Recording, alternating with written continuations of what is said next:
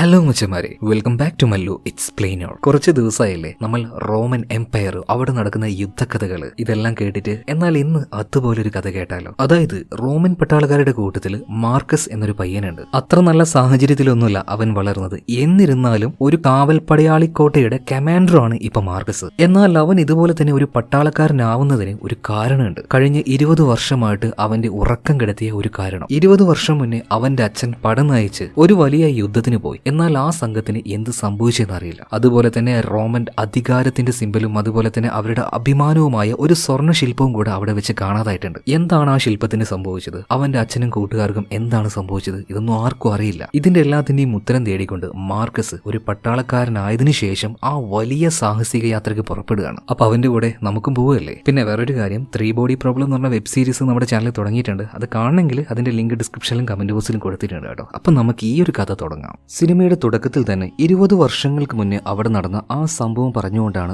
ആരംഭിക്കുന്നത്. AD 120 വർഷം ബ്രിട്ടനെ ആക്രമിക്കാൻ വേണ്ടിയിട്ട് റോമിന്റെ വടക്ക് ഭാഗത്തേക്ക് അന്നത്തെ എംപയർ ഒരു വലിയ സൈന്യത്തെ അയച്ചു. അന്ന് അതിൽ 5000-ഓളം പേരുണ്ടായിരുന്നു. എന്നാൽ യുദ്ധവീരന്മാരായ ഈ 5000 പേർക്കും എന്ത് സംഭവിച്ചെന്ന് ആർക്കും അറിയില്ല. ആ 5000 പേരെ ഒറ്റയടിക്ക് കാണാതായി. അവിടെ എന്തോ ഒരു പ്രശ്നം ഉണ്ടെന്ന് മനസ്സിലാക്കിയ എംപയർ അവിടെ വലിയൊരു മതിൽ നിർമ്മിക്കുകയാണ്. ആ മതിലിന്റെ അപ്പുറത്തേക്ക് ഒരു ലോകമേ ഇല്ല, അങ്ങോട്ടേക്ക് ആരും പോവാനും പാടില്ല എന്ന് വിലക്കിയിരിക്കുകയാണ്. എന്നാൽ ഇവിടുത്തെ പ്രധാന പ്രശ്നം എന്താന്ന് വെച്ചാൽ അന്ന് 5000 പേര് കാണാതായല്ലോ. അവരുടെ കൂടെ തന്നെ മറ്റൊരു വസ്തു കൂടെ നഷ്ടമായിട്ടുണ്ട്. അതായത് റോമിന്റെ തന്നെ അഭിമാനമായിട്ടുള്ള അവരുടെ ചിഹ്നമായിട്ടുള്ള ഒരു ഈഗിളിന്റെ ശില്പം, സ്വർണം കൊണ്ടുണ്ടാക്കിയ ശില്പം, അതും എവിടെ പോയെന്ന് ആർക്കും അറിയില്ല. എന്നാൽ ഇവിടെ അപമാനിക്കപ്പെട്ട ഒരു കുടുംബം ഉണ്ടായിരുന്നു. അത് ഏതാണെന്ന് പോകെ നമുക്ക് മനസ്സിലാക്കാം. എന്തായാലും ഈ സംഭവം കഴിഞ്ഞ് 20 വർഷമായിട്ടുണ്ട്. നമ്മുടെ കഥാനായകനായിട്ടുള്ള മാർക്കസ് ആളൊരു പടനായകനാണ്. മാർക്കസിന്റെ കൂടെ തന്നെ കുറച്ചധികം പട്ടാളക്കാരുണ്ട്. ഇവരെല്ലാവരും ഇപ്പൊ ഒരു നദിയിലൂടെ പോയിക്കൊണ്ടിരിക്കുകയാണ്. ആ സമയത്ത് നദിയിലൂടെ ക്രോസ് ആയി പോകുന്ന മൃഗങ്ങളുടെ ആ ഒരു ശബ്ദം അല്ലെങ്കിൽ ആ ഒരു പ്രകൃതി ഇതെല്ലാം കാണുമ്പോൾ വളരെ വ്യത്യസ്തമായിട്ട് തന്നെ മാർക്കസിന് തോന്നുകയാണ്. എന്തായാലും ആ ഒരു നദിയും കടന്ന് ഒരു മലഞ്ചെരിവിലുള്ള ഒരു കോട്ടയിലേക്ക് ഇപ്പൊ മാർക്കസ് വരുന്നുണ്ട്. അതായത് റോമിന്റെ അധികാരത്തിന്റെ കീഴിലുള്ള ഒരു പ്രൊട്ടക്ഷൻ ഏരിയ ആണ്. അതായത് ബോർഡറിൽ കാവല് നോക്കാൻ വേണ്ടി ഏൽപ്പിക്കപ്പെട്ട ഒരു തരം പട്ടാളക്കാരാണ് ഇവർ. സോ അവർക്ക് വേണ്ടിയിട്ടുള്ളതാണ് ഈ ഒരു കോട്ട.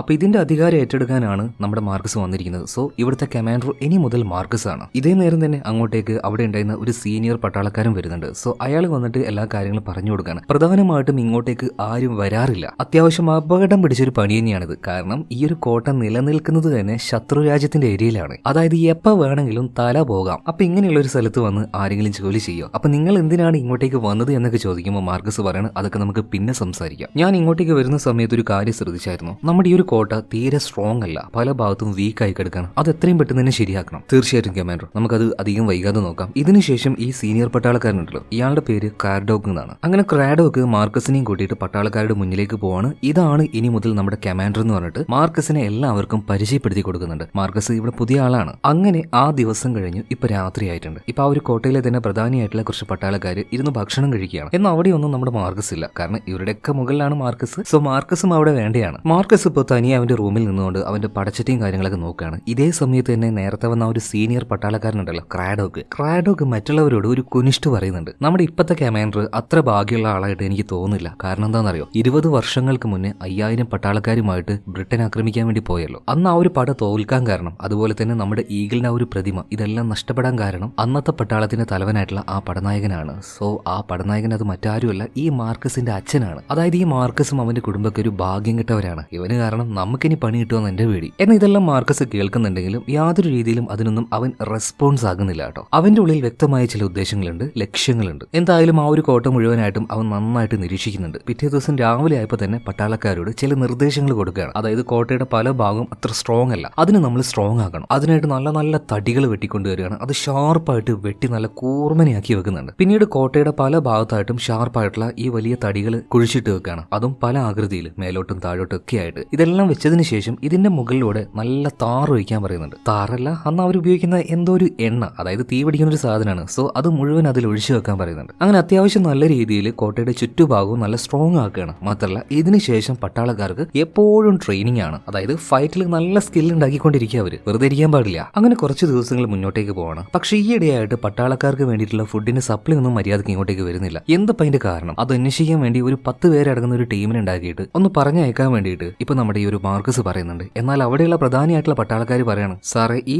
സമയത്ത് നമ്മുടെ ഒരു ടീമിനെ, ഈ ഒരു 10 പേരടങ്ങുന്ന ചെറിയ ടീമിനെ പുറത്തേക്ക് അയച്ചാൽ അത് അവരെ കൊല്ലുന്നതിന് തുല്യമാണ്. കാരണം ഇത് ശത്രുരാജ്യമാണ്. എപ്പോൾ വേണമെങ്കിലും അവർ അവർ ആക്രമിക്കപ്പെട്ടേക്കാം. അതുകൊണ്ട് വെറുതെ നമ്മൾ അങ്ങനത്തെ കാര്യമൊക്കെ ചെയ്യാൻ നിൽക്കണം. ഇതും പറഞ്ഞുകൊണ്ട് ഇവന്മാര് നല്ല തട്ടലാണ് കേട്ടോ. ഇവർക്ക് ആവശ്യമായിട്ടുള്ള ഫുഡൊക്കെ ഇവിടെ ഉണ്ടാവും. എന്നാൽ സാധാരണക്കാരായിട്ടുള്ള താഴേക്കിടയിൽ കിടക്കുന്ന പട്ടാളക്കാർക്കുള്ള ഫുഡാണ് ഇങ്ങോട്ടേക്ക് എത്താതിരുന്നത്. അതുകൊണ്ടാണ് ഇവന്മാർക്ക് വലിയ ചൂടില്ലാത്തത്. എന്നാൽ മാർക്കസ് അങ്ങനെയല്ല. മാർക്കസ് പറയുന്നത് എന്തായാലും ഒരു ടീമിന് ഉണ്ടാക്കണം, നമ്മളൊന്നും ചെയ്യാതിരുന്നിട്ട് കാര്യമില്ലല്ലോ, എന്താണ് സംഭവിച്ചത് എന്ന് എനിക്കറിയണം. അങ്ങനെ ഒരു ടീം ഉണ്ടാക്കാൻ വേണ്ടി ഓർഡർ ഇടുന്നുണ്ട്. ഇപ്പോൾ മെയിൻ ആയിട്ടുള്ള ആ ഒരു പട്ടാളക്കാർക്ക് വിചാരിക്കാം, ഓ ഇവന്റെ ഓർഡർ കേട്ട് അതുപോലെ ചെയ്യേണ്ട അവസ്ഥയാണല്ലോ നമുക്കൊക്കെ. അങ്ങനെ താല്പര്യമില്ലാതെ ഒരു 10 പേരെ വിളിച്ചു കൂട്ടി ഒരു ടീം ഉണ്ടാക്കുന്നുണ്ട്. അങ്ങനെ ഈ 10 പേരെയും പുറത്തേക്ക് സെർച്ചിങ്ങിനായിട്ട് വിടുകയാണ്. ഫുഡ് കൊണ്ടുവന്ന ആ ഒരു ടീം എന്തുകൊണ്ട് ഇങ്ങോട്ടേക്ക് എത്തിയില്ല എന്ന് കണ്ടുപിടിക്കാനായിട്ട്. അങ്ങനെ അന്നേ ദിവസം രാത്രിയായിട്ടുണ്ട്. ഈ കോട്ടമതിലുണ്ടല്ലോ, ഇതിന്റെ പല ഭാഗത്തായിട്ട് പട്ടാളക്കാരെയൊക്കെ കാവൽ നിർത്തിയിട്ടുണ്ട്. സോ അവരൊക്കെ നേർക്കാണ് നിൽക്കുന്നത് എന്ന് പരിശോധിച്ച് എല്ലാ കാര്യങ്ങളും നോക്കിയാക്കിയിട്ട് കമാൻഡർ മാർക്കസ്, അതായത് നമ്മുടെ ഹീറോ, അവൻ നേരെ പോയിട്ട് റൂമിൽ കിടന്നുറങ്ങുകയാണ്. പക്ഷേ സത്യം പറയുകയാണെങ്കിൽ അവന് ഉറക്കം വരുന്നില്ല. എപ്പോഴും അവന്റെ സ്വപ്നത്തിലേക്ക് ഈഗിളിന്റെ ആ ഒരു പ്രതിമയുണ്ടല്ലോ, അത് തന്നെയാണ് മൈൻഡിലേക്ക് വരുന്നത്. എന്താ ആ ഒരു കാര്യത്തിൽ അവൻ ഭയങ്കരമായിട്ട് ഒബ്സസ് ആയിരിക്കുകയാണ്. ഉറങ്ങാൻ കിടന്നാലും അവന്റെ മൈൻഡ് വളരെ ഷാർപ്പാണ്. എന്ത് നടന്നാലും പെട്ടെന്ന് അറിയാം. അതുപോലെ തന്നെ രാത്രിയായപ്പോൾ എന്തോ ചെറിയ ശബ്ദം കേട്ടതാണ്. അവൻ ചാടി എഴുന്നേൽക്കാണ്. വേഗം തന്നെ പ്രധാനിയായിട്ടുള്ള പട്ടാളക്കാരെയും വിളിച്ചുകൊണ്ട് കോട്ടമതിലിന്റെ മുകളിലേക്ക് ചെല്ലുന്നുണ്ട്. നിങ്ങൾ ആ ഒരു ശബ്ദം കേട്ടിരുന്നു ചോദിക്കുകയാണ്. എന്ന് ഇവരാരും ആ ഒരു ശബ്ദം കേട്ടില്ല. ഞാൻ കേട്ടു എന്നിപ്പോ മാർക്കസ് പറയാണ്. സോ എത്രയും പെട്ടെന്ന് തന്നെ പട്ടാളക്കാരെ വിളിച്ചു ഉണർത്തി തയ്യാറാകാൻ വേണ്ടി പറയാണ്. ഇപ്പൊ ബാക്കിയുള്ള ആ ഒരു പ്രധാനിയായിട്ടുള്ള പട്ടാളക്കാർ പറയണം, എന്റെ പൊന്നു സാറേ, വല്ല കാട്ടുപോത്തോ പട്ടിയോ നടന്നു പോയതായിരിക്കും, അതിന്റെ ശബ്ദമായിരിക്കും. അതായത് തൊട്ടടുത്തുകൂടെ തന്നെ വലിയൊരു നദി ഒഴുകുന്നുണ്ട്. അതിൽ കൂടെ ഇടയ്ക്കിടയ്ക്ക് ഇതുപോലെ കാളകളും കാട്ടുപോത്തൊക്കെ പാസ് ചെയ്യാറുണ്ട്. അതായിരിക്കും എന്നാണ് ഈ ഒരു പട്ടാളക്കാർ, അതായത് മെയിൻ ആയിട്ടുള്ള സീനിയർ ആയിട്ടുള്ള പട്ടാളക്കാർ പറയുന്നത്. ഇനി ഈ സമയത്ത് മാർക്കസിന് ദേഷ്യം വരുന്നുണ്ട്. ഞാൻ നിങ്ങളോട് പട്ടാളക്കാരെ വിളിച്ച് എഴുന്നേൽപ്പിക്കാൻ പറഞ്ഞാൽ അതങ്ങോട്ട് ചെയ്താൽ പോരെ, കുറച്ചങ്ങോട്ട് സ്ട്രോങ് ആയിട്ട് പറയണം കേട്ടോ. പിന്നെ ഒന്നും നോക്കിയില്ല, എല്ലാവരെയും വേഗം എഴുന്നേൽപ്പിക്കുകയാണ്. എല്ലാവരോടും അവരുടെ പടച്ചട്ടയും കാര്യങ്ങളൊക്കെ വേഗം അണിയാൻ പറയുന്നുണ്ട്. പക്ഷേ ഈ കാര്യങ്ങളൊക്കെ ചെയ്യുന്ന സമയത്ത് വളരെ സൈലന്റ് ആയിട്ട് തന്നെ ചെയ്യണമെന്ന് പ്രത്യേകം മാർക്കസ് ഇവരോട് പറഞ്ഞിട്ടുണ്ട്. അങ്ങനെ ആയുധം എടുത്ത് പടച്ചട്ടി അണിഞ്ഞ് എല്ലാവരും തയ്യാറായി നിൽക്കുകയാണ്. കുറച്ചു നേരം അങ്ങനെ നിൽക്കുന്നുണ്ട് കേട്ടോ. ഒരു ശബ്ദം ഉണ്ടാക്കാതെ മാർക്കസും ചെവി കൂർപ്പിച്ച് അങ്ങനെ നിൽക്കുകയാണ്. ആരും ഇങ്ങോട്ടേക്ക് വരുന്നുണ്ട് എന്ന് അവൻ ആ ഒരു ശബ്ദവും കേട്ട് അതുപോലെ തന്നെ ഉള്ളിലൊരു തോന്നലുണ്ട്. അങ്ങനെ കുറച്ചു നേരം നിന്നിട്ടും ആരും വരുന്നൊന്നുമില്ല. ഇപ്പൊ സീനിയർ ആയിട്ടുള്ള ക്രാഡോക്ക് അതുപോലെ തന്നെ ബാക്കിയുള്ളവർ കിടന്ന് ചൊറിയാൻ തുടങ്ങണം. വെറുതെ രാത്രിയിൽ ഉറക്കം കളഞ്ഞൊരു മാതിരി മറ്റേടത്തെ പരിപാടിയായി പോയി. ഇതും പറഞ്ഞ് എല്ലാവരും തിരിച്ചു പോവാൻ നിൽക്കുമ്പോൾ ദാണ്ടെ നമ്മുടെ മാർക്കസിന് നേരെ ഒരാൾ ചാടി വീഴുന്നു. ഒന്നും നോക്കിയില്ല മാർക്കസ് അവനെ വെട്ടിക്കൂട്ടി ഒരൊറ്റ ഏറ് കൊടുക്കുകയാണ്. പിന്നെ നോക്കുമ്പോൾ ആ ഒരാൾ മാത്രമല്ല, വേറെയും കുറെ അധികം ആൾക്കാർ, എല്ലാം ഒരുമാതിരി കാട്ടുജാതികളെ പോലെയുണ്ട്. പട്ടാളക്കാരും തിരിച്ചു ആക്രമിക്കാൻ തുടങ്ങുകയാണ്. ഇതേ സമയത്ത് തന്നെ നമ്മുടെ മാർക്കസ് ഒരു തീപ്പന്തം എടുത്ത് നേരെ മതിലിന്റെ മുകളിലേക്ക് പോയിട്ട് താഴേക്ക് ഇടുകയാണ്. കാരണം അവിടെ ഒരുപാട് മരങ്ങൾ അങ്ങോട്ടും ഇങ്ങോട്ടും ഷാർപ്പാക്കി വെച്ചിട്ടുണ്ടല്ലോ, അതിൽ എണ്ണ ഒഴിച്ചിട്ടുണ്ട്. അതിലേക്കാണ് ഈ തീപ്പന്തം ഇട്ടത്. അപ്പൊ തന്നെ തീ പിടിക്കുകയാണ്. അവരുടെ കോട്ടയ്ക്ക് ചുറ്റുമായിട്ട് ഒരു തീവല ഉണ്ടാവുന്നുണ്ട്. അതിലൂടെ കയറി വന്ന ഈ കാട്ടുജാതികൾ മുഴുവനായിട്ടും ആ ഒരു തീയിൽപ്പെട്ട് മരിച്ചു പോവാണ്. എന്നാൽ നേരത്തെ തന്നെ കോട്ടയുടെ ഉള്ളിലേക്ക് കയറി പറ്റിയ ആ ഒരു കാട്ടുജാതികളും അതുപോലെ തന്നെ പട്ടാളക്കാരും തമ്മിൽ യുദ്ധം നടക്കുന്നുണ്ട്. എന്തായാലും നേരം വെളുക്കുമ്പോഴേക്കും യുദ്ധത്തിൽ ഇവർ ജയിക്കുകയാണ്. ബട്ട് ഇവർക്കും കുറച്ച് പട്ടാളക്കാരെയൊക്കെ നഷ്ടമായിട്ടുണ്ട്. എന്നാൽ നേരം വെളുത്തപ്പോൾ മറ്റൊരു കാര്യം സംഭവിച്ചു കേട്ടോ. അതായത് മാർക്കസിനെ കാണുമ്പോൾ എല്ലാ പട്ടാളക്കാരും എഴുന്നേറ്റ് നിൽക്കുകയാണ്. റെസ്പെക്ട് അത് മാർക്കസ് ഉണ്ടാക്കിയെടുത്തു. കഴിവുള്ളവനാണെന്ന് തെളിയിച്ചു. ഇതേ നേരം തന്നെ മാർക്കസിന്റെ അടുത്തേക്ക് ക്രാഡോക്ക് വന്നിട്ട് പറയണം, സാറ് ക്ഷമിക്കണം, ഇന്നലെ നിങ്ങൾ ആ ഒരു തീരുമാനം എടുത്തില്ലായിരുന്നെങ്കിൽ ഞാനടക്കം ഇവിടെയുള്ള ഒരുത്തനും ഇപ്പൊ തല ഉണ്ടാവില്ലായിരുന്നു. നിങ്ങളുടെ തീരുമാനമാണ് ശരിയായത് എന്ന് പറയണം. അതൊക്കെ അവിടെ വെക്കട്ടെ. നമ്മളൊരു 10 പേരെ പുറത്തേക്ക് അയച്ചായിരുന്നല്ലോ, അവരുടെ എന്തെങ്കിലും വിവരം ഉണ്ടോ എന്ന് ചോദിക്കുമ്പോൾ പെട്ടെന്നൊരു ശബ്ദം കേൾക്കാണ്. ഒരുപാട് ചെണ്ടകൾ മുട്ടുന്ന ഘോരമായ ശബ്ദം. അതുപോലെ തന്നെ കുറെ ആൾക്കാർ കൂക്കി വിളിച്ചുകൊണ്ട് ഇങ്ങോട്ടേക്ക് വരുന്നുണ്ട്. എന്താണ് ആ ഒരു ശബ്ദം? ഇത് നോക്കാനായിട്ട് എല്ലാവരും കോട്ടമതിലിന്റെ മുകളിലേക്ക് ചാടിക്കയറി നോക്കുകയാണ്. എന്തായിരിക്കും അവർ കണ്ടിട്ടുണ്ടാവുക? സോ അതറിയുന്നതിന് മുന്നേ ആയിട്ട് നമ്മുടെ ചാനൽ സബ്സ്ക്രൈബ് ചെയ്യാത്തവർ ഇപ്പൊ തന്നെ ഒന്ന് സബ്സ്ക്രൈബ് ചെയ്ത് അതുപോലെ നമ്മുടെ വീഡിയോ ഒന്ന് ലൈക്ക് ചെയ്ത് വെച്ചേക്കട്ടാ. അങ്ങനെ എല്ലാവരും കൂടെ ആ ഒരു മതിലിന്റെ മുകളിലേക്ക് വന്ന് നോക്കുമ്പോൾ കാണുന്ന കാഴ്ച എന്താണ്? ഒരുപാട് കാട്ടുജാതികൾ, എടുത്തു പറയുകയാണെങ്കിൽ ബാർബേറിയൻസ്. ഇവന്മാര് ചെണ്ടയും കൊട്ടി ഒച്ചയും വിളിയും ഉണ്ടാക്കി ഒരുപാടെണ്ണം അങ്ങോട്ടേക്ക് വരികയാണ്. ആ കൂട്ടത്തിൽ ഇവിടുന്ന് കാര്യങ്ങൾ അന്വേഷിക്കാൻ പോയ ആ 10 പട്ടാളക്കാരുണ്ടായിരുന്നു. എല്ലാവരും കെട്ടിവെച്ചിരിക്കുകയാണ്. പിന്നീട് ഇവരുടെ നേതാവ് മുന്നിലേക്ക് വരുന്നുണ്ട്. അവരൊക്കെ ഭയങ്കര ദേഷ്യത്തിലാണ് ഈ റോമൻസിനോട്. റോമൻസ് എന്താ നല്ല പുള്ളികളാണോ? ഉള്ള സ്ഥലത്ത് മുഴുവൻ പോയിട്ട് ആക്രമണവും കാര്യങ്ങളും അഴിച്ചുവിടുന്നവരാണ്. അവർ പോയി അറ്റാക്ക് ചെയ്യുമ്പോൾ ആ നാട്ടുകാർ നോക്കി നിൽക്കുക. അതന്നെ അവിടെ സംഭവിച്ചത്. അപ്പൊ ഈ ബാർബേറിയൻസിന്റെ ലീഡർ വന്നിട്ട് പറയാണ്, നിങ്ങൾ റോമക്കാര് ഞങ്ങളുടെ ഭൂമിയിലേക്ക് വന്നു, അതിനെ ആക്രമിച്ചു, ഞങ്ങളുടെ കുടുംബങ്ങളെ ഇല്ലാതാക്കി, ഒരുപാട് പേർക്ക് പലരെയും നഷ്ടമായി, ഞങ്ങളുടെ സ്ത്രീകളെ നിങ്ങൾ അപമാനിച്ചു. ഇതൊന്നും നോക്കി നിൽക്കാൻ ഞങ്ങളൊന്നും ഉണ്ണാക്കന്മാരല്ല. ദാ കണ്ടോ എന്താ സംഭവിക്കുക. ഓരോരുത്തരെയായിട്ട് മുന്നോട്ടേക്ക് കൊണ്ടുവന്നിട്ട് ആദ്യം ഒരാളെ കൊണ്ടുവരുന്നുണ്ട്. അയാളുടെ തല വെട്ടിക്കളയാണ്. അതായത് മാർക്കസിന്റെ ടീമിലെ, അതായത് അവന്റെ പടയാളികളിൽ ഒരാളുടെ തലയാണ് അവിടെ വെച്ച് വെട്ടിയിരിക്കുന്നത്. എന്തൊക്കെ പറഞ്ഞാലും മാർക്കസ് റോമക്കാരനായാലും ഇപ്പോൾ അവന് കിട്ടിയ ഒരു ജോലി, അല്ലെങ്കിൽ അവനൊരു കമാൻഡറാണ്. അവന്റെ കീഴിലുള്ള പട്ടാളക്കാരുടെ സുരക്ഷിതത്വം എന്ന് പറഞ്ഞാൽ അത് അവന്റെ ചുമതലയാണ്. അതുകൊണ്ട് തന്നെ ബാക്കിയുള്ളവരുടെ ജീവൻ പോവാതിരിക്കാനായിട്ട് പടച്ചട്ടിയും ആയുധവുമായിട്ട് അവൻ ചാടി ഇറങ്ങുകയാണ്. എന്ന് ബാക്കിയുള്ളവർ പറയാണ്, കമാൻഡറെ നിങ്ങൾ ഒറ്റയ്ക്ക് പോകേണ്ട, ഞങ്ങളും ഉണ്ടാവും. കൂടെ തന്നെ മറ്റേ ആ ഒരു കാഡോക്ക് ഉണ്ടല്ലോ, ഇയാളും ഉണ്ട്. അങ്ങനെ പടച്ചട്ടയും അതുപോലെ തന്നെ ആയുധവുമായിട്ട് ഇവര് നേരെ പുറത്തേക്ക് ഇറങ്ങുകയാണ്. അതേ സമയത്തിന് മാർക്കസ് ഒരു കാര്യം പറയുന്നുണ്ട്, ഞാൻ സിഗ്നൽ എപ്പോഴാണോ തരുന്നത് ആ നിമിഷം നിങ്ങൾ ആ ഒരു ഫോമിലേക്ക് വരണം എന്ന് പറയാണ്. അതായത് എന്തോ ഒരു യുദ്ധതന്ത്രമാണ്. റോമൻസ് ഈ യുദ്ധത്തിനായിട്ട് ആയുധങ്ങളുമായിട്ട് വരുന്നുണ്ട്. ഇതേ സമയത്തിന് ബാർബേറിയൻസ് അവര് വലിയ എന്താ പറയുക ഒരു അച്ചടക്കമൊന്നും ഇല്ലാത്തൊരു യുദ്ധമാണ്. തോന്നിയതുപോലെ ആയുധെടുത്ത് ചറ പറയാന്ന് പറഞ്ഞിട്ടുള്ള വെട്ടും കാര്യങ്ങളൊക്കെയാണ്. സോ ഇവന്മാർ കിടന്ന് നിലവിളിക്കുന്നുണ്ട്. ഇതേ സമയത്തിന് ഇവരുടെ അടുത്ത് എത്താനായപ്പോൾ മാർക്കസ് സിഗ്നൽ കൊടുക്കുകയാണ്. ഈ പട്ടാളക്കാരെല്ലാവരും ഒരു പ്രത്യേക രീതിയിൽ തന്നെ യൂണിഫോം ആയിട്ട് നിൽക്കുന്നുണ്ട്. അതുകൊണ്ട് തന്നെ ഈ ബാർബേറിയൻസിന് പെട്ടെന്ന് വന്നിട്ട് റോമക്കാരെ ആക്രമിക്കാൻ പറ്റുന്നില്ല. കാരണം ഇവരുടെ ഷീൽഡുകൾ വെച്ച് ഇവർ ചുറ്റും കവർ ചെയ്തിരിക്കുകയാണ്. പിന്നീട് പതിയെ മുന്നോട്ടേക്ക് പോയിട്ട് അവിടെ തന്നെ കെട്ടിവെച്ച ആ റോമക്കാരുണ്ടല്ലോ അവരുടെ ചുറ്റുമായിട്ട് ഈ റോമക്കാർ നിൽക്കുകയാണ്. അതായത് അവരെ സേഫ് ആക്കുകയാണ്. പിന്നീട് അവർക്കും ആയുധങ്ങൾ കൊടുക്കുകയാണ്. അവരോടും യുദ്ധം ചെയ്യാൻ പറയുന്നുണ്ട്. അതായത് ശരിക്കും ഇപ്പൊ ശത്രുക്കളുടെ നടുവിൽ ഈ കുറച്ച് പേരങ്ങനെ പെട്ടുകിടക്കുകയാണ്. ഇതേ നേരത്ത് ഒരു ശംഖ് ഊതുന്ന ശബ്ദം കേൾക്കുകയാണ്. അങ്ങോട്ടേക്ക് കുതിരവണ്ടിയിൽ പോരാളികൾ വരികയാണ്. അതായത് ഒരു യുദ്ധക്കളത്തിൽ കുതിര പോരാളികൾ അല്ലെങ്കിൽ കുതിരവണ്ടിയിൽ വരുന്ന പോരാളികൾ എന്നൊക്കെ പറഞ്ഞാൽ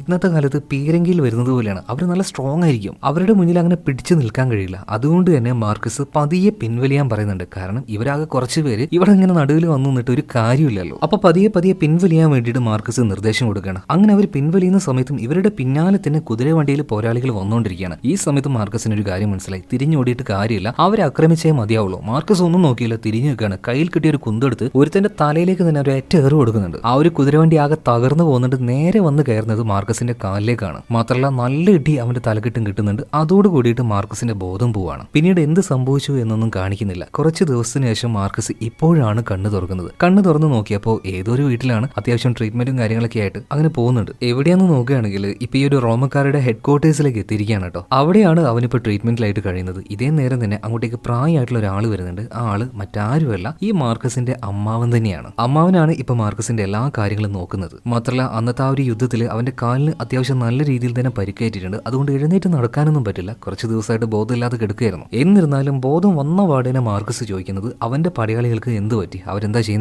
ഇപ്പൊ അമ്മാവൻ പറയണം നീ പേടിക്കൊന്നും വേണ്ട, നീ കാണിച്ചു കൊടുത്ത അതേ പരിപാടി തന്നെ അവർ ചെയ്തു. അവരെല്ലാവരും ഇപ്പൊ സർവൈവ് ആയിട്ടുണ്ട്. അന്നത്തെ യുദ്ധത്തിൽ അവർ ജയിച്ചിട്ടുണ്ട്. അത് കേട്ടപ്പോൾ മാർക്കസിന് സമാധാനമായി. അങ്ങനെ കുറച്ച് ദിവസങ്ങൾ മുന്നോട്ടേക്ക് പോകണം. ഇതേ സമയത്തിന് മാർക്കസിനെ കാണാനായിട്ട് ക്രാഡോക്ക് വരുന്നുണ്ട്. ക്രാഡോക്കിനെ കണ്ടപാട് തന്നെ നമ്മുടെ ആൾക്കാർ അവരിപ്പോ എന്താ ചെയ്യുന്നത്, അവർക്കൊക്കെ എന്ത് പറ്റി, സുഖമില്ലെന്ന് ചോദിക്കുമ്പോൾ ഇപ്പൊ ക്രാഡോക്ക് പറയണത് സാറേ ഒന്നുകൊണ്ടും പേടിക്കേണ്ട, അവരൊക്കെ നിങ്ങൾ വരാൻ വേണ്ടി കാത്തിരിക്കുകയാണ്, എല്ലാവരും സേഫാന്ന് പറയാണ്. അങ്ങനെ കുറച്ച് കാര്യങ്ങളൊക്കെ സംസാരിച്ച് ക്രാഡോക്ക് തിരിച്ചു പോകണം. എന്നാൽ പിന്നീട് വൈദ്യന്മാരൊരു കാര്യം പറയുന്നുണ്ട്. നമ്മുടെ മാർക്കസിന് ഇനി യുദ്ധമൊന്നും ചെയ്യാൻ കഴിയില്ല. അവന്റെ ആരോഗ്യാവസ്ഥ കുറച്ച് മോശമായി വരികയാണ്. അതായത് കൈകൾക്കോ കാലുകൾക്കോ ഒന്നും ആദ്യത്തെ അത്ര ബലവും കാര്യങ്ങളൊന്നും ഉണ്ടാവില്ല. ഇത് കേട്ട സമയത്ത് അവന് ഭയങ്കരമായിട്ട് വിഷമമാണ്. മാനസികമായിട്ട് തളർന്നു പോകുമെന്ന് പറയില്ലേ, ആ ഒരു അവസ്ഥയിലേക്ക് വരികയാണ്. അവന്റെ ഉള്ളിൽ വലിയൊരു ലക്ഷ്യമുണ്ട്. ആ ലക്ഷ്യം ഇനി ഒരിക്കലും അവന് സാധിക്കാൻ പറ്റില്ല എന്ന് തന്നെയുള്ള ഒരു ചിന്ത വരികയാണ്. ഉറങ്ങാൻ കിടന്നാലോ അല്ലെങ്കിൽ വെറുതെ ഇരിക്കുമ്പോഴോ എപ്പോഴും അവന്റെ ഉള്ളിലേക്ക് അവന്റെ അച്ഛന്റെ ഓർമ്മകൾ വരികയാണ്. കാണാതായ ആ ഒരു ഈഗിളിന്റെ ശില്പുണ്ടല്ലോ, അതിന്റെ കാര്യം ഇങ്ങനെ മൈൻഡിലേക്ക് വരികയാണ്. ഭയങ്കരമായിട്ടുള്ള ഒരു ഡിസ്റ്റർബൻസ്, മര്യാദക്ക് ഉറങ്ങാൻ പറ്റുന്നില്ല, ഒരു സമാധാനം കിട്ടുന്നില്ല, ലൈഫ് മൊത്തത്തിൽ മാറിയതുപോലെ. സത്യം പറഞ്ഞാൽ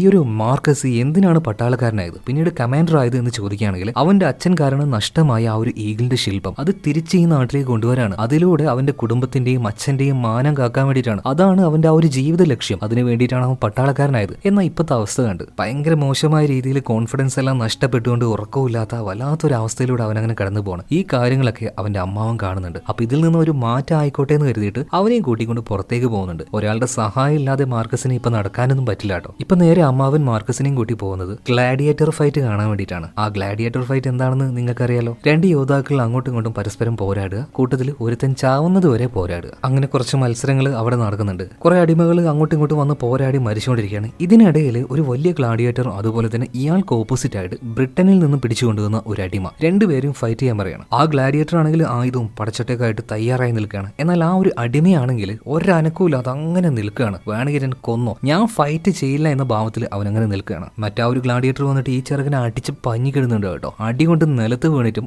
ആയുധം എടുക്കാതെ എന്നെ വേണമെങ്കിൽ കൊന്നോ എന്ന രീതിയിൽ അവൻ അങ്ങനെ നിൽക്കുകയാണ്. സോ ഇത് കണ്ട് മറ്റേ ഗ്ലാഡിയേറ്റർക്ക് ഭ്രാന്തളുകയാണ്. ഇവൻ വന്നിട്ട് ഇവൻ അടിച്ചൊരു പാര്യമാക്കുന്നുണ്ട് കേട്ടോ. വീണ്ടും അവൻ എഴുന്നേറ്റ് നിൽക്കുകയാണ്. അപ്പൊ കാണികളൊക്കെ പറയുന്നുണ്ട് കൊല്ലവനെ കൊല്ലവനെ കൊല്ല് കൊല്ല് കൊല്ല്. വല്ലാത്തൊരു മൈൻഡ് സെറ്റ് തന്നെ. എന്നാൽ ആ കൂട്ടത്തിൽ നമ്മുടെ മാർക്കസ് മാത്രം ഈ കാണികൾക്കെതിരെയായിട്ട് സംസാരിക്കുകയാണ്. അവനെ കൊല്ലണ്ട, അവന് ജീവിക്കാൻ വിട്, അതല്ല ചെയ്യേണ്ടത്, അവന്റെ ധൈര്യം നിങ്ങൾ കണ്ടില്ലേ. അങ്ങനെ ഈ ഒരു മാർക്കസ് പറഞ്ഞപ്പോൾ എല്ലാവരും മാർക്കസിന്റെ ആ ഒരു അഭിപ്രായത്തോട് ഏറ്റുപിടിക്കുകയാണ്. അങ്ങനെ എല്ലാവരുടെയും അതായത് കാണികളുടെ തീരുമാനം അങ്ങനെ ആയതുകൊണ്ട് തന്നെ ആ ചെറുക്കനെ വെറുതെ വിടുകയാണ്. ബ്രിട്ടനിൽ നിന്ന് കൊണ്ടുവന്ന അടിമയാണ്. അങ്ങനെ ആ ഒരു ദിവസവും കഴിയാൻ വേണ്ടി പോവാണ്. വൈകുന്നേരം ആയിട്ടുണ്ട്. ഇപ്പൊ മാർക്കസിനെ ഒന്ന് പുറത്തേക്ക് പോകാൻ വേണ്ടി അവന്റെ ഹെൽപ്പറെ വിളിക്കുന്ന സമയത്ത് അമ്മാവൻ അങ്ങോട്ടേക്ക് വരുന്നുണ്ട്. ഇനി മുതൽ ആ ഒരു ഹെൽപ്പർ നിനക്ക് ഉണ്ടാവില്ല, പകരം മറ്റൊരാളാണ്. എസ്ക ഇങ്ങോട്ടേക്ക് വന്നു പറഞ്ഞിട്ട് അമ്മാവൻ ഒരാളെ വിളിക്കുന്നുണ്ട്. നോക്കുമ്പോൾ ആരാണ്, നേരത്തെ കാണികളുടെ അഭിപ്രായം മാനിച്ച് കൊല്ലാതെ വിട്ട ആ ഒരു ചെറുപ്പക്കാരനുണ്ടല്ലോ, ബ്രിട്ടീഷ് അടിമ, അവനാണ് ഇപ്പൊ ഇങ്ങോട്ടേക്ക് വന്നിട്ടുള്ളത്. അവന്റെ പേര് എസ്ക എന്നാണ്. എസ്കയോട് അങ്കിൾ ഒരു കാര്യം പറയുന്നുണ്ട്. നീ മരിക്കേണ്ടവനായിരുന്നു. നിന്നെ മരിക്കാതെ നിന്നെ രക്ഷപ്പെടുത്തിയത് ഈ നിൽക്കുന്ന മാർക്കസ് ആണ്. അപ്പൊ ഇനിയുള്ള ഇനിയുള്ള ലൈഫ് മുഴുവൻ നിനക്ക് ഇയാളോട് ഒരു കൂറുണ്ടായിരിക്കണം. ഇത് പറഞ്ഞിട്ട് അമ്മാവൻ അവിടുന്ന് പോവാണ്. അമ്മാവൻ പോയി കഴിഞ്ഞ പാട് തന്നെ ഈ എസ് കെ ഉണ്ടല്ലോ അവന്റെ അരയിൽ ഒളിപ്പിച്ച് വെച്ച കത്തി എടുക്കുന്നുണ്ട്. ഇത് കണ്ടപ്പോൾ മാർക്കസ് ചെറുതായിട്ടൊന്നും ഞെട്ടുന്നുണ്ടെങ്കിലും പിന്നീട് എസ് കെ തന്നെ പറയാണ്, ഒരു കാരണവശാലും ഞാൻ എന്റെ ശരീരത്തിൽ നിന്ന് മാറ്റാത്തൊരു കാര്യമായിരുന്നു ഈ കത്തി. ഇത് എന്റെ മുത്തശ്ശൻ എനിക്ക് തന്നതാണ്. എന്നാൽ നിങ്ങളോടുള്ള എന്റെ വിശ്വസ്തത കാണിക്കാനായിട്ട് ഞാൻ ഈ കത്തി നിങ്ങൾക്ക് സമർപ്പിക്കാന്ന് പറയണം. അതായത് ഇനി മുതൽ അങ്ങോട്ടേക്ക് മാർക്കസിന്റെ വിശ്വസ്തനായിരിക്കും ഈ എസ് കെ. പിന്നീട് ദിവസങ്ങൾ മുന്നോട്ടേക്ക് പോവാണ്. പക്ഷെ മാർക്കസിന്റെ മുറിവോ കാര്യങ്ങളൊന്നും ഭേദമാകുന്നില്ല. അത് കൂടുതലായിട്ട് ഉള്ളുന്ന് പഴുപ്പും കാര്യങ്ങളൊക്കെ ആയിട്ട് വരുന്നുണ്ട്. അപ്പോൾ അർജന്റായിട്ട് തന്നെ ഒരു സർജറി ചെയ്യണം. എന്ന് ഇന്നത്തെ കാലത്തിലെ പോലെ മയക്കുമരുന്നോ കാര്യങ്ങളൊന്നും ഇല്ലല്ലോ, പച്ചയ്ക്ക് അത് ചെയ്യണം. അത് ചെയ്യാൻ വേണ്ടി ഇപ്പൊ മാർക്കസ് അനുവാദം കൊടുക്കാണ്. രണ്ടുപേരും വന്നിട്ട് അവന്റെ കൈയും കാലും ഇപ്പൊ പിടിച്ചു വെക്കുന്നുണ്ട്. പിന്നീട് പച്ചയ്ക്ക് തന്നെ അവന്റെ കാൽമുട്ടിലെ ആ ഒരു ഇറച്ചി കീറി തുറക്കുന്നുണ്ട്. അതായത് ആ ഓപ്പറേഷൻ ചെയ്യാൻ വേണ്ടിയിട്ട്. അങ്ങനെ പച്ചയ്ക്ക് അവന്റെ കാല് കീറുന്നുണ്ട്. എന്തോരം വേദനയായിരിക്കും. എന്നാൽ ആ വേദനയൊന്നും അവനൊന്നും അല്ലായിരുന്നു. അതിനേക്കാൾ മറ്റൊരു വേദന അവന്റെ ഉള്ളിലുണ്ട്. അവന്റെ അച്ഛന്റെ ഓർമ്മകൾ, അവന്റെ കുടുംബത്തിന് വന്ന അപമാനം. ഈ ഒരു സമൂഹത്തിൽ ആരും അവന്റെ കുടുംബത്തിന് യാതൊരു രീതിയിലും ഒരു വിലയും കൽപ്പിക്കുന്നില്ല. സോ അതെല്ലാം ഭയങ്കര ഒരു അപമാനമായിട്ട് അവൻ കരുതുന്നുണ്ട്. അതുപോലെ തന്നെ അച്ഛന്റെ ഓർമ്മകൾ, അച്ഛനെ അറ്റാക്ക് ചെയ്യാൻ വരുന്ന ഒരു പ്രത്യേക രീതിയിലുള്ള കാട്ടുജാതികൾ, ബാർബേറിയൻസ്, ഇതൊക്കെയാണ് അവന്റെ മൈൻഡിൽ ഇങ്ങനെ വരുന്നത്. സോ അവന്റെ കാല് മുറിക്കുന്ന ആ ഒരു വേദനയൊന്നും അവനൊന്നും ആയിരുന്നില്ല. അങ്ങനെ ആ ഒരു ഓപ്പറേഷൻ കഴിഞ്ഞു. കാലിലെ മുറിയും കാര്യങ്ങളൊക്കെ വെച്ച് കെട്ടുകയാണ്. വീണ്ടും 1 മാസത്തോളം മുന്നോട്ടേക്ക് പോകുന്നുണ്ട്. ആ 1 മാസവും അവൻ ബെഡിൽ തന്നെയായിരുന്നു. അപ്പോഴൊക്കെ അവന്റെ കാര്യങ്ങൾ നോക്കിയത് എസ് കെ ആണ്. ദിവസങ്ങൾ പിന്നീട് പതിയെ പതിയെ പോകും തോറും നമ്മുടെ ഈ ഒരു മാർക്കസിന്റെ കാലിന്റെ ആ ഒരു എന്താ പറയാ ആരോഗ്യം അത് അവന് തിരിച്ചു കിട്ടുന്നുണ്ട്. അത്യാവശ്യം ഓടുന്നുണ്ട്, ചാടുന്നുണ്ട്. ഇടക്കിടക്ക് ഈ ഒരു എസ് കെയും കൂട്ടി വേട്ടയ്ക്ക് വരെ പോകുന്നുണ്ട്. അങ്ങനെ വലിയ കുഴപ്പമൊന്നുമില്ലാത്ത രീതിയിൽ മാർക്കസിന് അവന്റെ ആ ഒരു ഹെൽത്ത് തിരിച്ചു കിട്ടുകയാണ്. അങ്ങനെ ഇരിക്കുക ആ ഒരു ഹെഡ് ക്വാർട്ടേഴ്സിലേക്ക് റോമിലെ ഒരു പൊളിറ്റീഷ്യൻസ് വരുന്നുണ്ട്. അതായത് അന്ന് റോമിൽ അങ്ങനെ ഒരു സമ്പ്രദായം ഉണ്ടായിരുന്നു കേട്ടോ. അതായത് രാജാവിന് കീഴായിട്ട് ഒരുപാട് കൗൺസിലേഴ്സ്. സോ അങ്ങോട്ടേക്ക് എത്തണമെങ്കിൽ ഇന്നത്തെ പോലെ തന്നെ പൊളിറ്റിക്സ് ആവശ്യമാണ്. സോ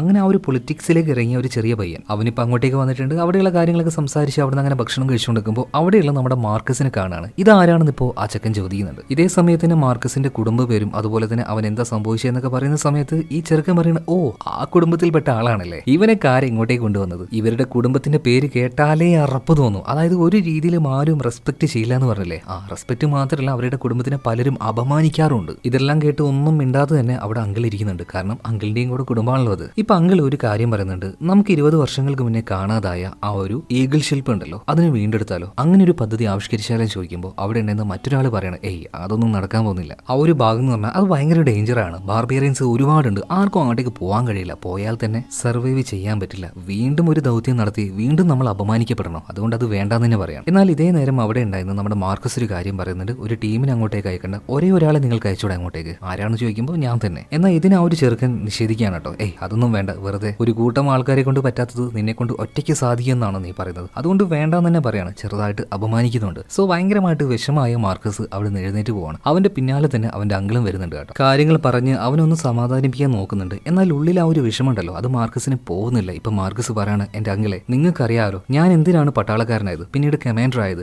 എങ്ങനെയെങ്കിലും നമ്മുടെ ആ ഒരു കുടുംബത്തിന്റെ പേരിനെ തിരിച്ചു പിടിക്കാനാണ്, നമ്മുടെ അഭിമാനം കാക്കാനാണ്. അതിനുവേണ്ടി ഞാൻ എന്തെല്ലാം റിസ്കുകൾ എടുത്തു. ഇപ്പൊ നോക്കിയ എന്റെ അവസ്ഥ, എന്റെ ആരോഗ്യം നഷ്ടമായി, എന്റെ സ്ഥാനം എനിക്ക് നഷ്ടമായി. ഇനി എങ്ങനെ എന്റെ ലക്ഷ്യങ്ങൾ ഞാൻ പൂർത്തീകരിക്കും? എന്റെ അച്ഛന് അദ്ദേഹത്തിന് വന്ന ആ ഒരു പിഴവ് അതെങ്ങനെ ഞാൻ തിരുത്തും? എനിക്കിത് സഹിക്കാൻ പറ്റുന്നില്ല അങ്കിൾ എന്ന് പറഞ്ഞ സമയത്ത് അങ്കിൾ വീണ്ടും സമാധാനിപ്പിക്കുകയാണ്. എന്നാൽ അതുകൊണ്ടൊന്നും മാർക്കസ് ഒതുങ്ങിയില്ല കേട്ടോ. മാർക്കസ് പറയാണ്, ഞാൻ ഒറ്റയ്ക്ക് എന്തായാലും അത് തിരിച്ചെടുക്കാൻ വേണ്ടി പോവാണ്. ഇനി പാരെതിർത്താലും ഞാൻ അത് ചെയ്യാൻ തന്നെ തീരുമാനിച്ചു എന്ന് പറയണം. എന്നാൽ അങ്കിൾ പറയാണ്, ഈ ഒരു അവസ്ഥയിൽ നീ ഒറ്റയ്ക്ക് പോകണ്ട. അപ്പൊ മാർക്കസ് പറയാണ്, ഞാൻ ഒറ്റയ്ക്കല്ല പോകുന്നത്, കൂടെ ഞാൻ ആ ഒരു എസ്കെയും കൂട്ടുക എന്ന് പറയാണ്. എന്നാൽ അങ്കിള് ഇതിനെ നിഷേധിക്കുകയാണ്. കാരണം അവനൊരു ബ്രിട്ടീഷുകാരനാണ്. അവൻ അങ്ങോട്ടേക്ക് ചെന്നാൽ അവിടെ വെച്ച് നിന്നെ കൊന്ന് അവൻ അവന്റെ രാജ്യത്തേക്ക് രക്ഷപ്പെട്ടു പോകും. എന്നാൽ എസ്കെയിൽ പൂർണ്ണ വിശ്വാസം ഉണ്ടായിരുന്ന മാർക്കസ് ഉണ്ടല്ലോ, അതൊന്നും കുഴപ്പമില്ല, ഞാൻ അവരുമായിട്ട് പോകുന്നതെന്ന് പറയണം. അങ്ങനെ ഇവർ രണ്ടുപേരും കൂടെ സാഹസികമായിട്ടുള്ള ആ യാത്ര തുടങ്ങാണ്. നേരെ വടക്ക് ദിശയിലേക്ക് ലക്ഷ്യമാക്കി പോവാണ്. കുറെ ദൂരം യാത്ര ചെയ്ത സമയത്ത് മാർക്കസ് കമാൻഡർ ആയിട്ടുണ്ടായിരുന്ന ആ ഒരു കോട്ടയിലേക്ക് എത്തുന്നുണ്ട്. എന്നാൽ അവിടെയുള്ള ഇപ്പോഴത്തെ കാവൽക്കാർക്കൊന്നും മാർക്കസിനെ മനസ്സിലാവുന്നില്ല. എങ്ങോട്ടാ പോകുന്നതെന്ന് ചോദിച്ച സമയത്ത് ഈ റോമിന്റെ ഭൂമി ഭാഗത്തേക്ക് പോവാന്ന് പറയണം. ഇത് കേട്ടപ്പോൾ അവരൊക്കെ ചിരിക്കാണ്, ചാവാൻ വേണ്ടി പോവാണല്ലേ. പിന്നീട് ഈ വന്നത് ആരാണെന്ന് പട്ടാളക്കാർ അറിഞ്ഞ സമയത്താണ് എല്ലാവരും ഒരു റെസ്പെക്ട് കൊടുക്കുന്നതും പിന്നീട് മാർക്കസിന് അവർ വഴി കൊടുക്കുന്നതും. അങ്ങനെ ആ ഒരു കോട്ടയും താണ്ടി അപ്പുറത്തേക്ക് മാർക്കസും എസ്കയും കൂടെ പോകുന്നുണ്ട്. അതായത് ഇതിപ്പോ ബ്രിട്ടന്റെ ഭൂമി പ്രദേശമാണ്. അവിടെയുള്ള ആ ഒരു കാട്ടിലേക്ക് കയറിയ വാർഡ് തന്നെ ഭീകരമായിട്ടുള്ള പല കാഴ്ചകളും മാർക്കസും എസ്കയും കാണുന്നുണ്ട്. അതായത് കയ്യിൽ കിട്ടിയ റോമൻ പട്ടാളക്കാരെ തല വെട്ടി ശരീരം വെട്ടി അതങ്ങനെ മരത്തിൽ തൂക്കിയിട്ടിരിക്കുകയാണ്. ഒറ്റയ്ക്ക് ഒരു ദൗത്യത്തിന് പോകുമ്പോൾ ഇങ്ങനെയുള്ള കാഴ്ചകളൊക്കെ എന്തോരം പേടി ഉള്ളിലേക്ക് കൊടുക്കുന്നത് നിങ്ങളൊന്ന് ആലോചിച്ച് നോക്കിയാൽ മതി. എന്തായാലും മാർക്കസും എസ്കയും ഇതെല്ലാം താണ്ടി അങ്ങനെ യാത്ര ചെയ്യുന്നുണ്ട്. രാത്രി ആയപ്പോൾ കാടിന്റെ ഒരു ഭാഗത്തായിട്ട് അവർ വിശ്രമിക്കുകയാണ്. രാവിലെ ആകുമ്പോൾ വീണ്ടും കുതിരപ്പുറത്ത് അവരുടെ യാത്ര തുടങ്ങും. ഒരുപാട് വലിയ മലകള് താഴ്വരകൾ ഇതെല്ലാം താണ്ടി ഇവർ പോകുന്നുണ്ട്. സത്യം പറയുകയാണെങ്കിൽ ആ പ്രദേശങ്ങളൊക്കെ കാണാൻ എന്തൊരു രസമാണെന്ന് അറിയോ, വളരെ മനോഹരമാണ്. കാണാൻ മനോഹരമാണെങ്കിലും ഇവരുടെ യാത്ര അത് അത്ര എളുപ്പമായിരുന്നില്ല, കുറച്ചധികം ദുർഘടമായിരുന്നു. അതായത് വ്യക്തമായിട്ട് ഏത് സ്ഥലത്തേക്ക് പോകണമെന്ന് ഇവർക്ക് അറിയുന്നില്ല. അപ്പൊ മാർക്കസ് എസ്കയോട് ഈ കാര്യങ്ങളൊക്കെ ചോദിച്ചപ്പോൾ എസ്ക പറയാണ് 20 വർഷങ്ങൾക്ക് മുന്നേ ഇവിടെ വന്നിട്ട് ഏതോ ഒരു മലയുടെ ഇടയിൽ വെച്ച് കാണാതായ നിങ്ങളുടെ ടീമിന്റെ അടുത്തേക്ക് ഞാൻ എങ്ങനെയാ നിങ്ങളെ കൊണ്ടുപോകുക, അതൊക്കെ എനിക്ക് എങ്ങനെയാ അറിയാം. ഇതും പറഞ്ഞ് മാർക്കസിനെ ഈ എസ്ക ചെറുതായിട്ടൊന്ന് കളിയാക്കുന്നുണ്ട്. ഈ സമയത്ത് മാർക്കസ് ഭയങ്കര ഇമോഷണൽ ആയിട്ട് സംസാരിക്കുന്നുണ്ട് കേട്ടോ, അവന്റെ അച്ഛന്റെ കാര്യങ്ങളും പറഞ്ഞ്. അപ്പൊ അത് കേട്ടപ്പോൾ എസ്കയ്ക്കും എന്തോ പോലെ ആവുകയാണ്. ഇപ്പൊ മാർക്കസിനോട് പറയാണ് ഇനി അങ്ങോട്ടേക്ക് നീ ആരോടും സംസാരിക്കേണ്ട, ഞാൻ സംസാരിച്ചോളാം, കാരണം ഭാഷയൊക്കെ എനിക്കാണല്ലോ അറിയാം. നമുക്ക് എങ്ങനെയെങ്കിലും ഇവിടെയുള്ള ഈ ഒരു ഗ്രാമവാസികളോട് ചോദിച്ച് ആ ഒരു സ്ഥലത്തേക്ക് എത്താം. അങ്ങനെ മുന്നോട്ടേക്ക് പോകുമ്പോൾ ചെറിയ ചെറിയ കൃഷിക്കാരെയൊക്കെ കാണുമല്ലോ, അപ്പൊ അവരോട് ഇങ്ങനെയുള്ള കാര്യങ്ങൾ പറയുന്നുണ്ട്. പിന്നീട് വഴി ചോദിച്ച് അങ്ങനെ മുന്നോട്ടേക്ക് പോവാണ്. കുറച്ചധികം ദിവസങ്ങൾ ഇങ്ങനെ യാത്ര ചെയ്യുന്നുണ്ട് കേട്ടോ. ഒരു സ്ഥലത്തും സ്ഥിരമായിട്ട് നിൽക്കാതെ തുടരെയുള്ള യാത്രയാണ്. പോകുന്ന സമയത്ത് എവിടെയെങ്കിലും ഒന്ന് വിശ്രമിക്കും. അങ്ങനെ ഇപ്പൊ ഒരു കാട്ടില് മാർക്കസും അതുപോലെ തന്നെ എസ്കയും വിശ്രമിക്കുന്ന സമയത്ത് മാർക്കസ് അറിയാതെ തന്നെ അവന്റെ പിന്നിലൂടെ ചില ബാർബേറിയൻസ്, അതായത് കാട്ടുജാതികൾ അങ്ങനെ വരികയാണ്. പെട്ടെന്ന് തന്നെ എസ്ക ഈ ഒരു കാര്യം കാണാണ്.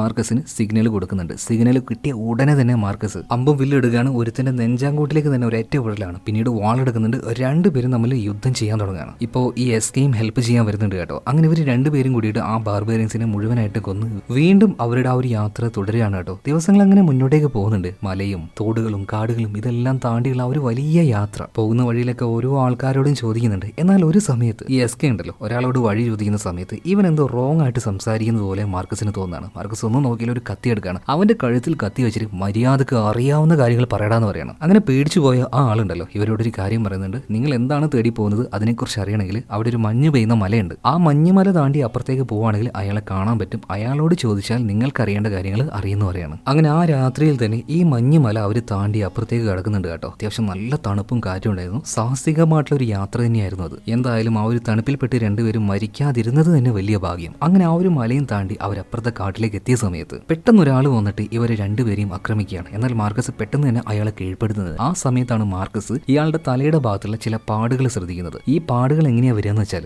റോമൻ പട്ടാളക്കാർ ഉപയോഗിക്കുന്ന ഒരു ഹെൽമെറ്റ് ഉണ്ട്, അതായത് അവരുടെ ആ ഒരു തലയിലിടുന്ന കവചം, അത് ഇടുന്ന സമയത്ത് ഉണ്ടാവുന്ന ആ ഒരു പാടുണ്ട്. അത് ഇയാളുടെ തലയിൽ കാണുകയാണ്. പെട്ടെന്ന് തന്നെ ഇയാളോട് നിങ്ങൾ ആരാണെന്ന് ചോദിക്കുകയാണ്. നിങ്ങളുടെ ദേഹത്ത്, അതായത് തലയിൽ ഇങ്ങനെ ഈ പാട് വന്നേ എന്നൊക്കെ ചോദിക്കുന്നുണ്ട്. ആ സമയത്താണ് ഇയാൾ ഒരു രഹസ്യം പറയുന്നത്. ഇയാളൊരു ബാർബേറിയനോ കാട്ടുജാതിയോ അല്ലെങ്കിൽ ഈ ഒരു ബ്രിട്ടീഷിൽപ്പെട്ട ആളൊന്നുമല്ല. ഇയാൾ ശരിക്കും ഒരു റോമൻ പട്ടാളക്കാരനായിരുന്നു. വ്യക്തമായിട്ട് പറയുകയാണെങ്കിൽ 20 വർഷങ്ങൾക്ക് മുന്നേ നമ്മുടെ മാർക്കസിന്റെ അച്ഛന്റെ കൂടെ ഏകദേശം ഒരു 5000-ഓളം പടയാളികൾ വന്നില്ലേ, ആ കൂട്ടത്തിൽപ്പെട്ട ഒരാളായിരുന്നു ഇത്. ഇയാളുടെ പേര് ലൂഷ്യസ്. അന്നത്തെ ആ ഒരു യുദ്ധത്തിൽ സർവൈവ് ചെയ്ത ഏക മനുഷ്യൻ എന്ന് പറഞ്ഞാൽ ഈ ലൂഷ്യസ് ആണ്. പക്ഷെ നിങ്ങൾ എങ്ങനെ സർവൈവ് ചെയ്തു എന്ന് ചോദിക്കുമ്പോൾ ഇവിടെ ഉണ്ടായിരുന്ന കുറച്ച് കാട്ടുവാസികൾ അയാൾ എടുത്തു കൊണ്ടുപോയി. ഇയാളുടെ ആരോഗ്യം കാര്യങ്ങളൊക്കെ അവർ വീണ്ടും എടുത്തു കൊടുത്തു. മാത്രമല്ല അവരുടെ കൂട്ടത്തിൽ ഒരാളായിട്ട് ഇയാളെ കാണുകയും ചെയ്തു. ഇയാൾക്ക് വിവാഹം കഴിക്കാനായിട്ട് ഒരു പെൺകുട്ടിയും കൊടുത്തു. പിന്നീട് ഫാമിലി ആയിട്ട് തന്നെ ഈ ലൂഷ്യസ് ഈ കാട്ടിൽ ജീവിച്ചു പോരുകയാണ്. താനൊരു റോമക്കാരനാണെന്നുള്ള കാര്യം ഇതുവരെയായിട്ടും ആരോടും പറഞ്ഞിട്ടില്ല. അതുകൊണ്ട് മാത്രമാണ് കഴിഞ്ഞ 20 വർഷമായിട്ട് ഇവിടെ ഇങ്ങനെ ജീവനോടെ ജീവിക്കാൻ പറ്റിയത്. ഇപ്പൊ മാർക്കസ് ചോദിക്കുകയാണ് 20 വർഷങ്ങൾക്ക് മുന്നേ ശരിക്കും എന്താണ് എന്റെ അച്ഛനും എന്റെ അച്ഛന്റെ പടയാളികൾക്കും സംഭവിച്ചത്. ഈ സമയത്ത് ലൂഷ്യസ് അന്ന് നടന്ന കാര്യങ്ങൾ പറഞ്ഞു കൊടുക്കുകയാണ്. എല്ലാത്തിനും കാരണക്കാരൻ അന്നുണ്ടായിരുന്ന റോമൻ എംപയർ തന്നെയാണ്. ഇത്രയും അപകടം പിടിച്ചൊരു സ്ഥലത്തേക്ക് ഞങ്ങൾ 5000 പേരെ അയച്ചു.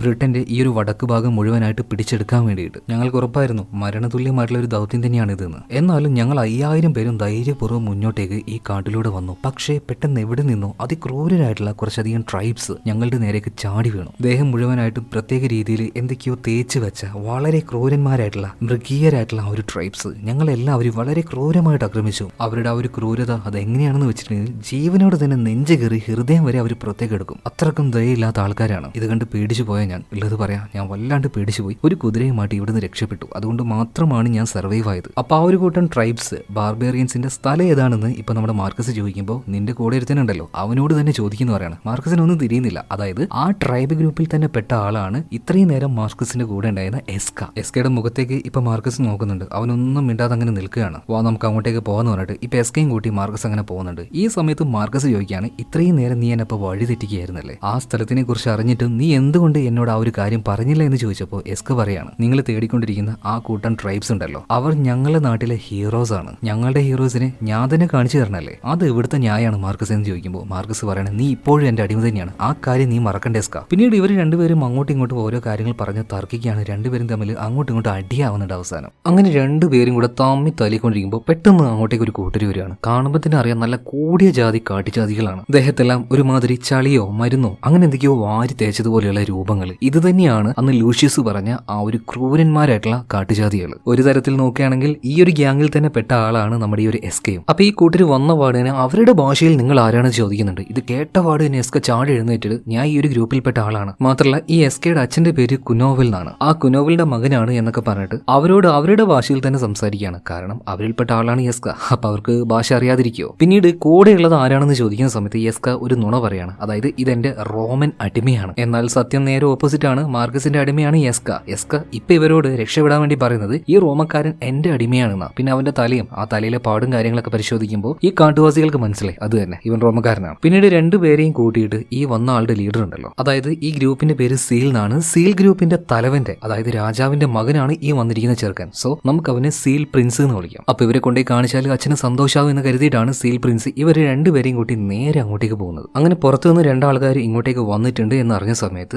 ആ ഗ്രൂപ്പിന്റെ രാജാവ് സീൽ കിങ് അയാൾ പുറത്തേക്ക് വരുന്നുണ്ട്. വന്ന പാട് തന്നെ നമ്മുടെ ഈ ഒരു മാർക്കസിനെ നോക്കിയിട്ട് ആദ്യമായിട്ട് ഒരു റോമക്കാരൻ തലയോട് കൂടിയിട്ട് നമ്മുടെ നാട്ടിലേക്ക് വരുന്നത്. ഇതും പറഞ്ഞ് ഇവരെല്ലാവരും ചിരിക്കാൻ തുടങ്ങുകയാണ്. മാത്രമല്ല നമ്മുടെ എസ്കെ നോക്കിയിട്ട് അവന് വെൽക്കം ചെയ്യുന്നുണ്ട് കേട്ടോ. കാരണം ഇവരുടെ ഗ്രൂപ്പിൽ തന്നെയുള്ള ഒരു പോരാളിയാണ് കുനോവൽ. കുനോവലിന്റെ മകനാണ് യെസ്ക. അപ്പൊ അവന് ഭക്ഷണം കഴിക്കാനായിട്ട് ഇവർ സ്വീകരിക്കുകയാണ്. അതുപോലെ തന്നെ മാർക്കസിനെ ആണെങ്കിൽ അവിടുത്തെ ജയിലിൽ കൊണ്ടിടാൻ പറയണം. പിന്നീട് ഈ സീലുകൾ അതായത് ബാർബേറിയൻസ് നമ്മുടെ മാർക്കസിനെ പിടിച്ച് അവിടെ ഉണ്ടായിരുന്ന ജയിലിൽ കൊണ്ടിടുകയാണ്. എന്നാൽ അവിടെ മാർക്കസ് മാത്രമായിരുന്നില്ല, മാർക്കസിനെ പോലെ വേറെയും കുറ്റവാളികൾ അതായത് അടിമകളെ അവിടെ പൂട്ടി വെച്ചിട്ടുണ്ട്. പിന്നീട് അവിടെ നിന്ന് മാർക്കസ് പുറത്തേക്ക് നോക്കുമ്പോൾ എസ്ക അവരുടെ കൂടെ തന്നെ നല്ല ഹാപ്പി ആയിട്ട് ഭക്ഷണമൊക്കെ ഇരുന്ന് കഴിച്ചു കൊടുക്കുകയാണ്. അതായത് മാർക്കസിന്റെ അങ്കിൾ പറഞ്ഞതുപോലെ തന്നെ എസ്ക ഇങ്ങോട്ടേക്ക് വന്നപ്പോൾ അവന്റെ തനി നിറം കാണിച്ചു. മാർക്കസിനെ ചതിച്ചിരിക്കുകയാണ്. അവൻ അവന്റെ കൂട്ടുകാരോട് കൂടിയിട്ട് അതായത് കൂട്ടക്കാരുടെ കൂടെ ഇരുന്ന് നന്നായിട്ട് അടിച്ചു പൊളിച്ച് തന്നെ ആ ഒരു ഭക്ഷണമൊക്കെ കഴിച്ചുകൊണ്ടിരിക്കുകയാണ്. അവന്റെ കൂടെ തന്നെ അതായത് എസ്കയുടെ കൂടെ തന്നെ ആ ട്രൈബിലെ ഒരു പയ്യൻ എപ്പോഴും അവന്റെ കൂടെ അങ്ങനെ നടക്കുക കേട്ടോ. ആ ഒരു പയ്യന് എന്തോ എസ്കയെ ഭയങ്കര ഇഷ്ടമായിട്ടുണ്ട്. അതുകൊണ്ടാണ് ഇങ്ങനെ കൂടെ നടക്കുന്നത്. പിറ്റേ ദിവസം രാവിലെ നമ്മുടെ മാർക്കസിന് ചെയ്യാനായിട്ട് ഓരോ ജോലികൾ ഇവർ കൊടുക്കുന്നുണ്ട്. കുതിരയെ കുളിപ്പിക്കുക, അതിന്റെ ചാണകം വാരുക, അങ്ങനെ ഓരോ ജോലികൾ. ഇങ്ങനെ ജോലികൾ ചെയ്യുന്ന സമയത്ത് അങ്ങോട്ടേക്ക് കുറച്ച് സ്ത്രീകൾ വന്നിട്ട് അവനെ നോക്കി അങ്ങനെ ചിരിക്കുകയാണ്. ചെറിയ പെൺകുട്ടികളാണ്. അതേ നേരം തന്നെ നമ്മുടെ മാർക്കസ് ആണെങ്കിൽ അങ്ങോട്ടേക്ക് എന്തൊക്കെയോ നോക്കിയിട്ട് പറയുന്നുണ്ട് കേട്ടോ. അതായത് ഈ പെൺകുട്ടികൾ നോക്കിയിട്ട് ഇത് കണ്ടുകൊണ്ട് ആ കൂട്ടത്തിൽ ഒരു പയ്യൻ വരുന്നുണ്ട്. ഞങ്ങളുടെ പെങ്ങന്മാരെ നോക്കിയിട്ട് അനാവശ്യം കാണിക്കുന്നോടാന്ന് പറഞ്ഞിട്ട് മാർക്കസിനെ അവിടെ വെച്ച് തല്ലാൻ തുടങ്ങുകയാണ്. ഇപ്പൊ അങ്ങോട്ടേക്ക് എസ്കെ ഓടി വരുന്നുണ്ട്. എസ്ക വന്ന് അവരെ പിടിച്ചു മാറ്റിയിട്ട് എന്റെ അടിമ തെണ്ടിത്തരം കാണിച്ചിട്ടുണ്ടെങ്കിൽ അവനെ ഞാൻ തന്നെ ശിക്ഷിച്ചോളാം എന്ന് പറഞ്ഞിട്ട് എസ്ക ഇട്ട് അവൻ അടിക്കാൻ തുടങ്ങണം. മാത്രമല്ല അവനെ വേണമെങ്കിൽ ഇപ്പൊ കൊല്ലാന്ന് പറയുന്നുണ്ട്. ഇതേ സമയത്ത് തന്നെ സീൽ പ്രിൻസ് വന്നിട്ട് പറയണം, നീ ഞങ്ങളുടെ ഗസ്റ്റ് ആണ്, നീ കൊണ്ടുവന്ന അടിമയെ ഞങ്ങൾ എന്തായാലും കൊല്ലില്ല, അത് നിന്നോട് കാണിക്കുന്ന അനാദരവാണ്. അതുകൊണ്ട് മാത്രം ഇപ്പൊ മാർക്കസിനെ ഇവർ കൊല്ലാതെ വെറുതെ വിടുകയാണ്. മാത്രമല്ല ഇന്നൊരാളുടെ രക്തം ഈ മണ്ണിൽ വീഴണ്ട, ഇന്ന് ഞങ്ങളുടെ ഉത്സവമുള്ള ദിവസമാണ്, അപ്പൊ അതിനുവേണ്ടി തയ്യാറായിക്കോന്ന് എസ്കയോട് പറയണം. അങ്ങനെ രാത്രി ആയിട്ടുണ്ട്. ഇപ്പൊ സീൽ പ്രിൻസ് പറഞ്ഞതുപോലെ തന്നെ ഇവരുടേതായ എന്തോ ഉത്സവവും കാര്യങ്ങളൊക്കെ ഇന്ന് നടക്കുകയാണ്. ആ കാര്യങ്ങളൊക്കെ ഒളിഞ്ഞിരുന്നുകൊണ്ട് മാർക്കസ് നോക്കുന്നുണ്ട്. അതിന്റെ പ്രധാന കാരണം അവർ ഈ ഉത്സവം നടത്തുമ്പോൾ നമ്മുടെ നാട്ടിലേക്ക് ഓരോ വിഗ്രഹങ്ങളുടെ പ്രതിഷ്ഠ കൊണ്ടുവരില്ലേ, അതുപോലെ തന്നെ ഇവർ കൊണ്ടുവരുന്ന പ്രതിഷ്ഠ അതെന്താണെന്ന് വെച്ചാൽ മാർക്കസ് തേടി നടന്ന അവന്റെ കുടുംബത്തിന്റെ അഭിമാനമായിട്ടുള്ള അതായത് അവരുടെ രാജ്യത്തിന്റെ തന്നെ അഭിമാനമായിട്ടുള്ള ആ ഈഗിളിന്റെ സ്വർണ്ണശില്പം ഉണ്ടല്ലോ, അതൊരു കോലിലും കുത്തിയിട്ട് അതിങ്ങനെ ഏറ്റി വന്ന് അതിന് ചുറ്റും നൃത്തം ചെയ്ത് സോ അത് വെച്ചാണ് ഇവർ ആ ഒരു ഉത്സവം ആഘോഷിക്കുന്നത് തന്നെ. എന്നാൽ ഒളിഞ്ഞും ഭാഗത്ത് മാർക്കസ് ഈ ഒരു കാര്യം നോക്കുന്നത് കണ്ടപ്പോൾ ഇവന്മാര് തന്നെ കൈയോടെ പൊക്കാണ് നല്ല പെടയും കൊടുത്ത് അവൻ അടിച്ചു ബോധം കെടുത്തി ഒരു ഭാഗത്ത് കൊണ്ടിടുന്നുണ്ട്. എന്നാൽ കുറെ നേരം കഴിഞ്ഞു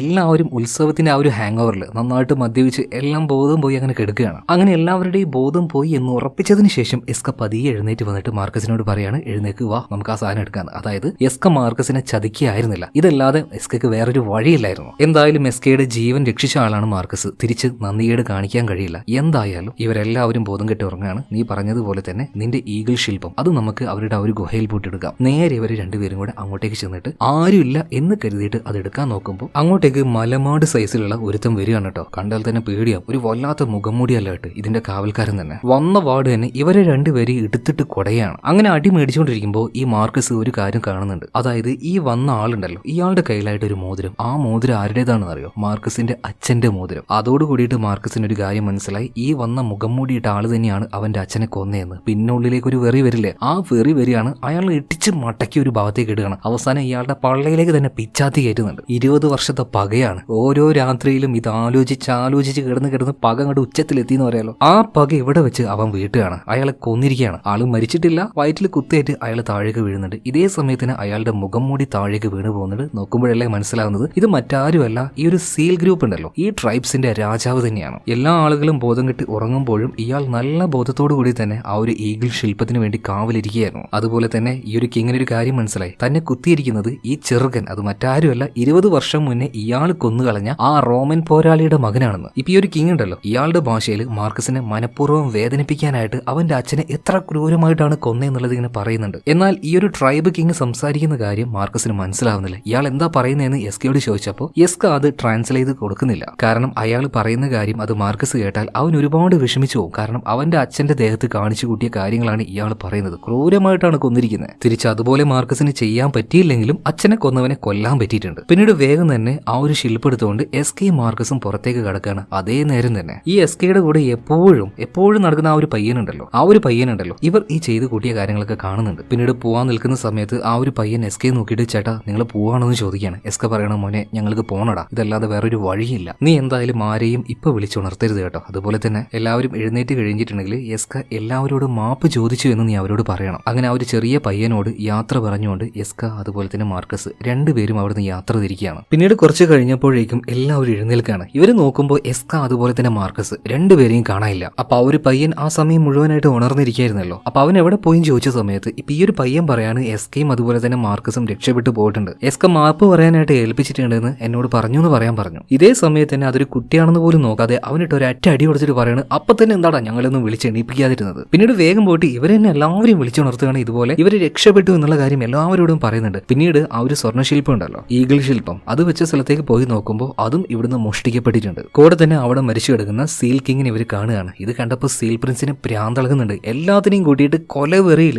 ഇവരുടെ പിന്നാലെ തന്നെ ഇവരെ ഹണ്ട് ചെയ്യാനായിട്ട് പാഞ്ഞുകൊണ്ടിരിക്കുകയാണ്. ഇവരുടെ കയ്യിലെങ്ങാനും ഇപ്പൊ നമ്മുടെ മാർക്കസിനെയും എസ്കയും കിട്ടിക്കഴിഞ്ഞാൽ പിന്നെ പറയണ്ട. എന്തായാലും കിട്ടിക്കഴിഞ്ഞാൽ എന്ത് സംഭവിക്കും എന്നുള്ള കാര്യം മാർക്കസിനും എസ്കയ്ക്കും നന്നായിട്ട് അറിയാം. അതുകൊണ്ട് തന്നെ പരമാവധി വേഗത്തിൽ അവർ രക്ഷപ്പെട്ടുകൊണ്ടിരിക്കുകയാണ്. രണ്ടുപേരും പോകുന്നത് രണ്ട് കുതിരപ്പുറത്തായിട്ടാണ്. എന്നാൽ കുറച്ച് മുന്നോട്ടേക്ക് പോയപ്പോൾ എസ്ക വന്നുകൊണ്ടിരിക്കുന്ന ആ ഒരു കുതിര തീരെ വയ്യാതായിട്ട് അത് തളർന്ന് വീഴുകയാണ്. പിന്നീട് രണ്ടുപേരും കൂടെ ഒരു കുതിരയുടെ പുറത്താണ് പോകുന്നത്. രണ്ടുപേരെ താങ്ങാനൊന്നും ഒരു കുതിരയ്ക്ക് കഴിയില്ല. കുറച്ച് മുന്നോട്ടേക്ക് പോയപ്പോൾ ആ ഒരു കുതിരയും തളർന്ന് വീണു പോവാണ്. പിന്നീട് ഇവർ രണ്ടുപേരും ഓടിയും നടന്നും മല കയറിയും മല ഇറങ്ങിയൊക്കെ കുറേ അങ്ങനെ പോകുന്നുണ്ട് കേട്ടോ. എന്നാൽ ഒരു പരിധി വരെ മാർക്കസിന് നടക്കാൻ കഴിയുന്നില്ല. അവന്റെ കാലിന്റെ കാര്യം അറിയാലോ. അതുകൊണ്ട് അവന് കൂടുതലൊന്നും നടക്കാൻ കഴിയുന്നില്ല. ഒരു ഘട്ടത്തിൽ ഒരു നദിയെല്ലാം ക്രോസ് ചെയ്ത് മുന്നോട്ട് പോയി കഴിഞ്ഞപ്പോൾ അവൻ വല്ലാതെ തളർന്നു പോയി. പോരാത്തതിന് ഇപ്പൊ മഴയും പെയ്യുന്നുണ്ട്. ഇപ്പൊ മാർക്കസ് ഒരു കാര്യം എസ്കയോട് പറയുന്നുണ്ട്, ഞാൻ എന്തായാലും ഇവിടെ നിൽക്കുകയാണ്, എന്റെ കാലുകൊണ്ട് ഇനി എനിക്ക് നടക്കാൻ പറ്റും തോന്നില്ല. അത്രക്കും വേദന മാർക്കസിന് ഫീൽ ആവുന്നുണ്ട്. അപ്പൊ എസ്കയോട് അവനൊരു ഹെൽപ്പ് ചോദിക്കുന്നുണ്ട്. ഞാൻ വരുന്നില്ല, എനിക്ക് പകരം ഈ ഒരു ശില്പവുമായിട്ട് നീ റോമിലേക്ക് പോവോ? അവിടെ കൊണ്ടുപോയിട്ട് ഇത് ഏൽപ്പിക്കുകയാണെങ്കിൽ എന്റെ അഭിമാനവും അതുപോലെ തന്നെ എന്റെ കുടുംബത്തിന്റെ അഭിമാനം രക്ഷപ്പെടും. അപ്പൊ നീ എനിക്ക് വേണ്ടി ഈ ഒരു കാര്യം ചെയ്യുമെന്ന് ചോദിക്കുമ്പോൾ ഇപ്പൊ ഈ ഒരു എസ്ക പറയാണ്, നിന്നെ ഞാൻ ഇവിടെ വിട്ട്